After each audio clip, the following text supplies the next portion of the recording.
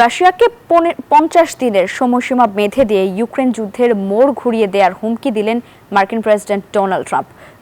চুক্তিতে না এলে মস্কোর ওপর চাপানো হবে 100% পর্যন্ত শুল্ক, আর কিয়েভের হাতে তুলে দেয়া হবে প্যাট্রিয়ট সহ শত শত কোটি ডলারের মার্কিন অস্ত্র।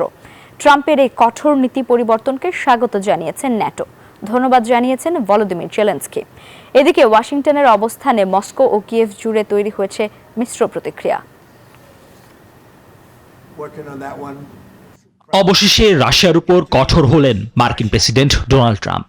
ইউক্রেনকে প্যাট্রিয়ট সহ আরও সামরিক সহায়তার ঘোষণার পাশাপাশি মস্কোকে দিলেন 50 দিনের আলটিমেটাম।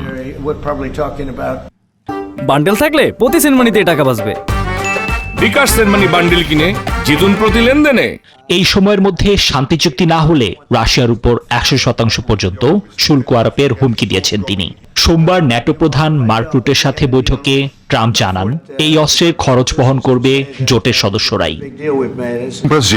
ট্রাম্পের এই ঘোষণাকে স্বাগত জানিয়েছে ন্যাটো। উদ্যোগটি তাৎপর্যপূর্ণ এবং প্রশংসাযোগ্য বলে মন্তব্য করেছেন ন্যাটো প্রধান। কৃতজ্ঞতা প্রকাশ করেছেন ইউক্রেনের প্রেসিডেন্ট ভলোদিমির জেলেনস্কি। আমাদের জনগণের জীবন সুরক্ষায় সমর্থন দিতে প্রস্তুত থাকায় আমি প্রেসিডেন্ট ট্রাম্পের প্রতি কৃতজ্ঞ। তবে কিয়েভে আর মস্কোতে বিরাজ করছে মিশ্র প্রতিক্রিয়া। ট্রাম্পের ঘোষণায় ইউক্রেনীয়দের মধ্যে একই সাথে যুদ্ধ জয়ের আশা এবং এর কার্যকারিতা নিয়ে সংশয় তৈরি হয়েছে। রুশদের কাছে এটা ট্রাম্পের স্বভাবসুলভ নাটকীয়তা ছাড়া আর কিছুই নয়।